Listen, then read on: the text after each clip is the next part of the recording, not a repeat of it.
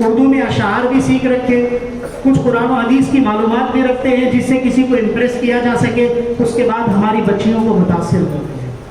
ایک صاحب نے مضمون لکھا, ابھی تھوڑے دن پڑھنے کا اتفاق ہوا کہ ٹرین میں جانے کا اتفاق ہوا, تو داڑھی ٹوپی والے ایک صاحب جو سمجھیے ہمارے جیسے آپ جیسے ہولیے کے تھے, انہوں نے ان سے کہا, انہوں نے دیکھا کہ ایک ہی ڈبے میں دونوں بیٹھے ہیں, تو نوجوان سے کہا, وہ صاحب سے کہا, ان کے ساتھ فیملی بھی ہے, کہ کہنے لگے میری جماعت بچی ہے جو جا رہی ہے, کہاں جا رہی ہے, کلکتہ سے پٹنہ جا رہی ہے, تو لہٰذا آپ ذرا اس بچی پہ نظر رکھیں اور کچھ بھی ضرورت ہو تو کہنے لگے میں مصروف تھا, لہٰذا میں نے حامی بدلی, میں نے کہا ٹھیک ہے کوئی ضرورت ہے تو میری اپنی چھوٹی بہن ہے, میں جو ہو سکتا ہے کوشش کروں گا. اس کے بعد کہنے لگے ابھی تھوڑی دیر نہیں گزری ٹرین چل کر اچانک ایک غیر مسلم نوجوان آیا, اس کے ہاتھ میں پٹا ہے جو غیر مسلموں کی نشانی ہے, اور وہ آیا, آنے کے بعد اس لڑکی کے بازو بیٹھ گیا, حالانکہ وہ لڑکی پردے میں ہے اور ہمارے آپ جیسے کپڑے پہنے ہوئے ہیں, اور اس کے والد ہمارے اور آپ جیسے کپڑے پہنے ہوئے تھے, چہرے پہ داڑھی بھی تھی, ٹوپی بھی تھی, ان کے گھرانے کی بچی. وہ نوجوان آئے اور بیٹھے اور ایسے فحاشی کا معاملہ کرنے لگے جیسے لگ رہا تھا دونوں میاں بیوی ہے, بالکل پاس میں بیٹھے. اور اس کے بعد انہوں نے کہا حد تو تب ہو گئی جب میں نے دیکھا دونوں ایک چادر میں لیٹ گئے.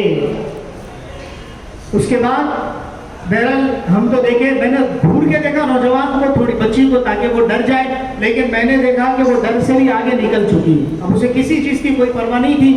باپ کو چلا گیا اور پھر یہ اس کے ساتھ پورے سفر میں ایسے رہی. کہنے لگے بڑا افسوس ہوا, میں نے اس کا نمبر نہیں لیا, اگر نمبر لیتا تو باپ سے رابطہ رکھتا. یاد رکھیں اپنی بچیوں پہ اندھا اعتماد بھی نہ کریں, صاف بات ہے. اللہ نے مرد میں جذبات رکھے ہیں, عورت میں جذبات رکھے ہیں. آپ یہ نہ سوچیں میری بچی میں جذبات نہیں ہے. دیکھیے نیک لوگوں میں بھی جذبات ہے, عام لوگوں میں بھی جذبات ہوں گے. تو ہر گھر میں رہنے والی, پردے والی ہو, غیر پردے والی لڑکی ہو, اس میں اللہ نے جذبات رکھے ہیں.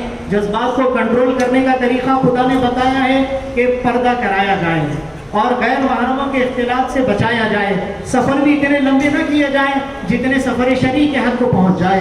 80 کلومیٹر, 77 کلومیٹر کے سفر, اللہ کے نبی فرماتے لا تسافرن امرأۃ الا ومعها محرم, کہ کوئی عورت ہرگز سفر نہ کرے مگر یہ کہ اس کے ساتھ اس کا کوئی محرم رشتہ دار, شوہر ہو, باپ ہو, بھائی ہو, بیٹا ہو, اس کے علاوہ کسی عورت کے لیے جائز نہیں ہے. اگر ہم اپنی بچیوں پہ اعتماد کر کے اتنے لمبے سفروں کی اجازت دے دیں گے, 500 کلومیٹر, 1000 کلومیٹر, تو پھر اس طرح کے واقعات پیش آئیں گے. بڑے افسوس کے ساتھ ہمارے اپنے ماں باپ اتنے غافل ہو چکے ہیں کہ اگر انہیں بتایا جاتا کہ آپ کی بچی فلاں بچے کے ساتھ پھر رہی ہے تو غضبناک ہو جاتے ہیں, کہنے لگتے ہیں کہ آپ تو ہماری بچی کو بدنام کر رہے ہیں, ہمت کیسا ہوئی ہماری بچی پہ الزام لگانے کی. اب محلے والے بیچارے مخلص لوگ خاموش ہو جاتے ہیں. اس کے بعد جب ان کی آنکھیں کھلتی ہے, جب وہ اپنا گھر چھوڑ کر بیگ اٹھا کر کسی کے ساتھ فرار ہو جاتی ہے, تو یاد رکھیں یہ نہ سوچیں چاہے کوئی کتنی پردے میں رہنے والی لڑکی ہو, جذبات ہو سکتے ہیں. جذبات تو ہر ایک میں ہوتے ہیں. اگر بچیوں میں جذبات نہ ہوتے تو سوچئے کوئی بچی اپنے ماں باپ کا گھر چھوڑ کے کسی اور کا گھر بسانے کے لیے کیسے شادی کر کے جانے تیار ہوتی. یہ بھول جائے ماں باپ کہ ان کی بچیوں میں جذبات نہیں ہے, اللہ نے رکھا ہے.